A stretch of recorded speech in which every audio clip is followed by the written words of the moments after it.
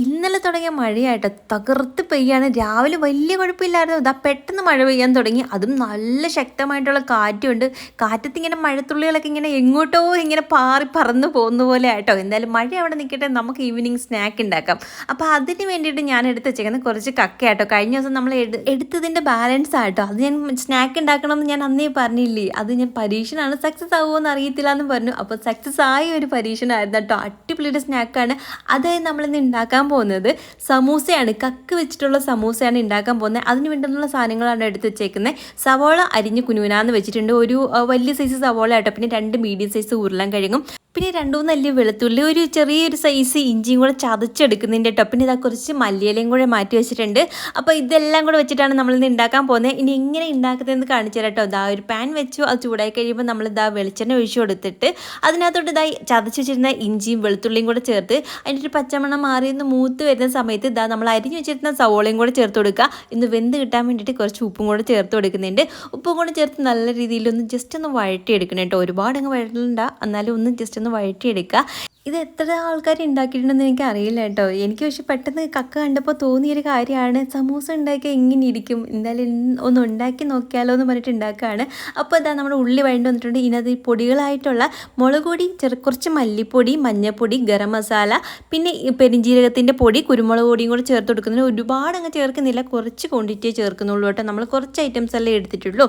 അപ്പോൾ അതും കൂടെ ചേർത്ത് നല്ല രീതിയിൽ ഒന്ന് മിക്സായി ആ ഒരു പച്ചമണം മാറി കഴിയുമ്പോൾ ഇതിനകത്തോട്ട് നമ്മളിതാ കഴുകി വൃത്തിയാക്കി വെച്ചിരുന്ന കക്കയും കൂടെ ചേർത്ത് കൊടുക്കുക. നല്ല രീതിയിലൊന്ന് മിക്സ് ആവണം കേട്ടോ. ആ ഒരു മസാല എല്ലാം കൂടി കക്കയ്ക്കകത്തൊന്ന് പിടിക്കണം. ആ രീതിയിലൊന്ന് മിക്സ് ചെയ്താൽ പിന്നെ അതിനകത്ത് കുറച്ച് ഉപ്പും കൂടെ ചേർത്ത് കൊടുക്കുക. കക്കയ്ക്ക് ആവശ്യമുള്ള ഒരു ഉപ്പും കൂടെ ചേർത്തിട്ട് നല്ല രീതിയിലൊന്ന് ഇളക്കി ഒന്ന് കുറച്ച് വെള്ളം കൂടി ചേർത്തിട്ട് തത്തിപ്പൊത്തി വെച്ചിട്ട് ഒന്ന് അടച്ചു വെച്ച് ഒന്ന് കുറച്ച് നേരം കുക്ക് ചെയ്തെടുക്കുക.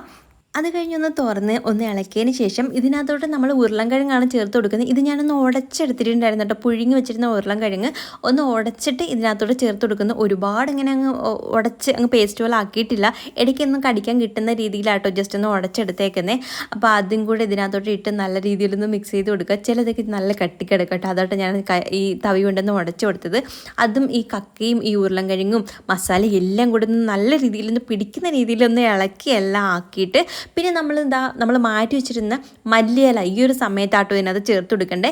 അതും കൂടെ ഇങ്ങനെ ചെറുതായിട്ട് കട്ട് ചെയ്തിട്ട് ഇതിനകത്തോട്ട് ഇങ്ങനെ ചേർത്തിട്ട് നല്ല രീതിയിലൊന്ന് ഇളക്കിയിട്ട് ഒരു കുറച്ച് സമയം നമ്മൾ ഒന്നും കൂടെ ഒന്ന് അടച്ച് വെച്ചിട്ട് ഒന്ന് കുക്ക് ചെയ്തെടുക്കുന്നുണ്ട് കേട്ടോ. ഇതിനകത്ത് ഇനി വേറെ മസാലകളോ കാര്യങ്ങളോ ഒന്നും ചേർക്കണ്ട. ഈ ഒരു മസാല ഭയങ്കര ടേസ്റ്റ് ആട്ടോ. ഈ മല്ലിയിലേക്ക് ചേർത്തിട്ട് ഇങ്ങനെ ജസ്റ്റ് ഒന്ന് ഇളക്കി വെക്കുമ്പോൾ നല്ല മണം വരും കേട്ടോ. ആ ഒരു സമയത്ത് ഈ ഒരു വട്ടമെങ്കിലും ഇങ്ങനെ ഉണ്ടാക്കി കഴിച്ച് നോക്കണം, അടിപൊളിയാണ് കേട്ടോ. അപ്പോൾ ഇതിങ്ങനെ എടുത്ത് കഴിക്കാനും ഭയങ്കര ടേസ്റ്റ് ആട്ടോ. അപ്പോൾ ഇതിൻ്റെ ടേസ്റ്റ് എങ്ങനെയാണെന്ന് അറിയാൻ വേണ്ടി എനിക്കൊരാകാംക്ഷ ഉണ്ടല്ലോ, കാരണം ഞാനിത് ഫസ്റ്റ് ടൈം ആണല്ലോ ഉണ്ടാക്കുന്നത്. അപ്പോൾ ഇതാ മസാലയൊക്കെ ഒന്ന് റെഡി ആയി കഴിഞ്ഞിട്ട് നമ്മളിതിൽ നിന്ന് ലേശം എടുത്തൊന്ന് ജസ്റ്റ് ഒന്ന് കഴിച്ച് നോക്കിയിട്ടോ. അടിപൊളി ടേസ്റ്റാണ്. ഇങ്ങനെ ചുമ്മാതെ നമുക്ക് വേണമെങ്കിൽ കഴിക്കാം കേട്ടോ. അതുപോലെ ടേസ്റ്റ് ഉണ്ടായിരുന്നു, നല്ല ടേസ്റ്റാണ്. ഇനി ഇതിനകത്ത് എനിക്കൊരു അബദ്ധം പറ്റിയൊരു കാര്യമുണ്ട്, അത് ഞാൻ നിങ്ങൾക്ക് ഇപ്പോൾ കാണിച്ചു തരാം കേട്ടോ. കാരണം എനിക്ക് 8ൻ്റെ പണി കിട്ടിയെന്ന് വേണമെങ്കിൽ പറയാം. അങ്ങനെ ഞാൻ തീയൊക്കെ ഓഫ് ചെയ്തിട്ട് ഇനി ഇതിനകത്ത് സമൂസ ഷീറ്റ് ഉണ്ടാക്കാനാണ് നമ്മൾ പോകുന്നത്. സമൂസ ഷീറ്റ് ഓൾറെഡി നമ്മുടെ കയ്യിലുണ്ട്, അതുകൊണ്ട് അതിനകത്ത് ഫില്ല് ചെയ്തെടുത്താൽ മാത്രം മതിയല്ലോ. അങ്ങനെ ആ ഒരു പ്രതീക്ഷയിലാണ് ഞാൻ പോയി ഫ്രിഡ്ജിൽ നിന്ന് ഈ സാധനം എടുത്തത്. എനിക്ക് അമ്മ കൊണ്ട് തന്നെയായിരുന്നു, ഒരുപാടുണ്ടായിരുന്നു കേട്ടോ. അപ്പം ഞാൻ കൊണ്ടുവന്നിട്ട് ഇതുവരെ അത് യൂസ് ചെയ്തിട്ടില്ല. അത് പക്ഷേ എടുത്തപ്പോൾ ഇതായിരുന്നു അതിൻ്റെ ആ ഒരു അവസ്ഥ. ആകെ ചീത്തയായി പോയിട്ടോ, പൂപ്പിൽ കയറിയിട്ട് എന്താ പറ്റിയെന്ന് അറിയത്തില്ല. ഫ്രിഡ്ജിലിരുന്നെയാണ്, പക്ഷെ ആകെ മൊത്തത്തിൽ പോയിട്ടുണ്ടായിരുന്നു. ഇനി അത് ഉപയോഗിക്കാൻ കൊള്ളത്തില്ല. അപ്പോൾ നമ്മളിതിന് ഷീറ്റ് ഉണ്ടാക്കി എടുക്കണം കേട്ടോ. അപ്പം ഞാൻ മൈദാമാവൊക്കെ എടുത്തിട്ട് ഷീറ്റ് ഉണ്ടാക്കാൻ പോയ സമയത്താണ് കുഞ്ഞൻ വിളിച്ചിട്ട് പറഞ്ഞത്, പെട്ടെന്ന് ഒഴുകി നിന്നോ, ഞാൻ ഇപ്പം വരും, മാർക്കറ്റിൽ പോകണം, നമുക്ക് കുറച്ച് സാധനങ്ങളൊക്കെ മേടിക്കാനില്ലേ, പോകണം എന്ന് പറഞ്ഞു. ഞാൻ അന്നേരമാണ് കേട്ടോ പുറത്ത് പോകുന്ന കാര്യം ഓർത്തത്. കുഞ്ഞനോട് രാവിലെ പറഞ്ഞിട്ട് പോയതായിരുന്നു, പക്ഷെ അതുകൊണ്ട് നമുക്ക് സമൂസയുടെ ഷീറ്റ് ഉണ്ടാക്കി എടുക്കാൻ പറ്റിയില്ല. അപ്പം ഞാൻ വിചാരിച്ചു ഇന്ന് കടയിൽ പോകുമ്പോൾ സൂപ്പർ മാർക്കറ്റിലൊക്കെ ഷീറ്റ് ഉണ്ടല്ലോ, അതിൽ നിന്ന് മേടിച്ചിട്ട് വരാം. അതാകുമ്പോൾ നമ്മൾ എല്ലാം പരത്തി എടുക്കുമ്പോൾ ഇല്ലെങ്കിൽ ഒരുപാട് സമയമാവുമല്ലോ. അങ്ങനെ പിന്നെ നമ്മളിതാ സൂപ്പർ മാർക്കറ്റിലോട്ട് വന്നിട്ടുണ്ടായിരുന്നു. അങ്ങനെ കുറച്ച് സാധനങ്ങളൊക്കെ നമുക്ക് മേടിക്കേണ്ടായിരുന്നു. ഈ ഒരു സിറം ഞാനാണെങ്കിൽ നേരത്തെ യൂസ് ചെയ്തിട്ടുണ്ട് കേട്ടോ. മുടിക്ക് ഹെയർ സിറമാണ്, നല്ല രസമാണ്. നമ്മളിങ്ങനെ മുടി നല്ല ഷൈനിങ് ആയിട്ടൊക്കെ കിടക്കും. ഇപ്പം ഞാൻ അങ്ങനെ യൂസ് ചെയ്യാറില്ല. പിന്നെ എൻ്റെ ഫേസ് വാഷ് ഞാൻ അന്ന് മേടിച്ചിരുന്ന സാധനം, എനിക്ക് മുഖത്തിന് നല്ല അലർജി ഉണ്ടായിരുന്നു കേട്ടോ. കുരുക്കളാണ്, ഇപ്പം മുഖം നിറയെ കുരുവായി. അത് യൂസ് ചെയ്തതിന് ശേഷം ഇപ്പോഴാണ് ഞാനത് കണ്ടുപിടിച്ചത്. അത് യൂസ് ചെയ്തിട്ടാണെന്ന് എനിക്ക് ആദ്യമായിട്ടുള്ളൊരു സംഭവമാണ്. അതുകൊണ്ട് ഞാൻ അത് മാറ്റി വെച്ചിട്ട് ഇപ്പം ഞാൻ വേറൊരെണ്ണം മാമാർത്തിൻ്റെ വാങ്ങിച്ചിട്ടുണ്ട്. അതിന് എങ്ങനെ ഉണ്ടാവുമെന്നൊന്നും അറിയത്തില്ല.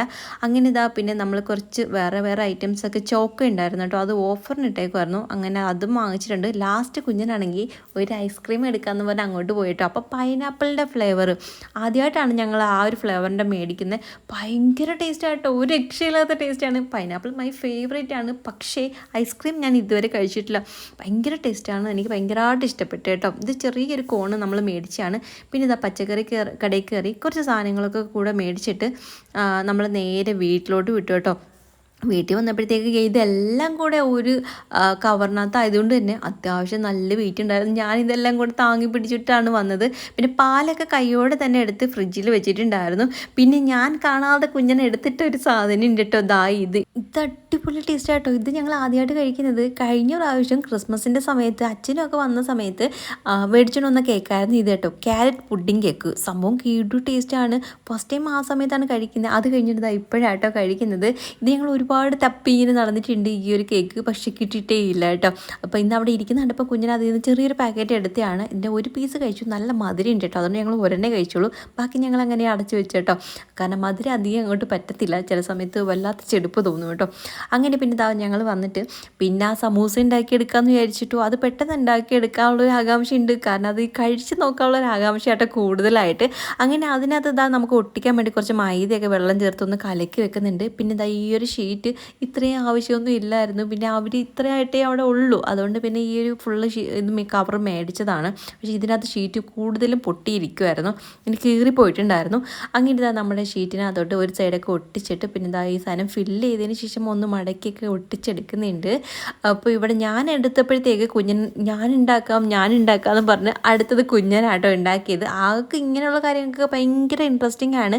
എന്നെ ഹെൽപ്പ് ചെയ്യാനെന്ന് പറഞ്ഞാൽ ഇടയ്ക്ക് കൂടും, പക്ഷേ എനിക്ക് ഇരട്ടി പണി ഉണ്ടാക്കി വെച്ചിട്ടായിരിക്കും ആൾ പോകുന്നത്. അതുപോലെ തന്നെ എനിക്ക് വയ്യാതെയൊക്കെ ഇരിക്കുന്ന സമയത്ത് ചായയൊക്കെ ഇട്ട് തരാമെന്നും പറഞ്ഞ ആൾ പോകും.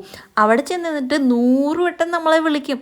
കാപ്പിപ്പൊടി എവിടെ, അല്ലെങ്കിൽ ചായപ്പൊടി എവിടെ, പഞ്ചസാര എവിടെ, പാത്രം എവിടെ എന്നൊക്കെ പറഞ്ഞിട്ട് 100 വട്ടം വിളിക്കും. അവസാനം ഗതികെട്ട് ഞാൻ എഴുന്നേറ്റ് പോകും, ഞാൻ ഉണ്ടാക്കിക്കോളാം എന്നും പറഞ്ഞിട്ട്.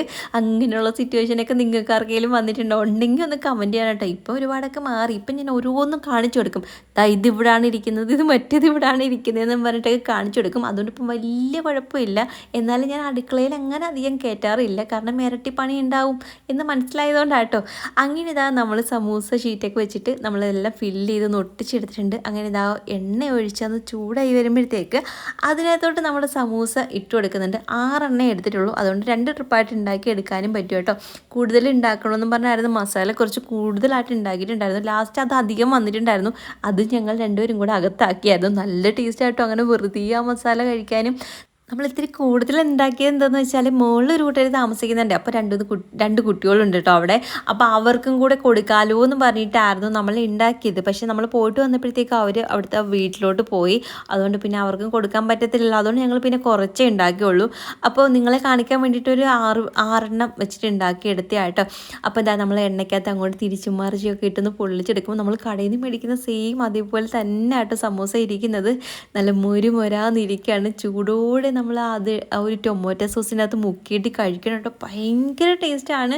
ഇത് വേറെ ആരെങ്കിലും ഉണ്ടാക്കിയിട്ടുണ്ടോ എന്ന് എനിക്ക് അറിയത്തില്ല, പക്ഷേ ഞാൻ ഫസ്റ്റ് ടൈമാണ് ഉണ്ടാക്കുന്നത്. എനിക്ക് ജസ്റ്റ് തോന്നിയപ്പോൾ അങ്ങനെ ഉണ്ടാക്കി നോക്കിയതാട്ടോ. ഇതാരെങ്കിലും ഉണ്ടാക്കിയിട്ടുണ്ടെങ്കിൽ അത് നിങ്ങൾ കമൻറ്റ് ചെയ്യണം, ഇങ്ങനെയാണോ നിങ്ങൾ ഉണ്ടാക്കുന്നതെന്ന്. അതല്ല ഉണ്ടാക്കിയിട്ടില്ലെങ്കിൽ ഉണ്ടാക്കി നോക്കിയിട്ട് അതിൻ്റെ അഭിപ്രായം കൂടെ കമൻറ്റ് ബോക്സിൽ അറിയിക്കണം.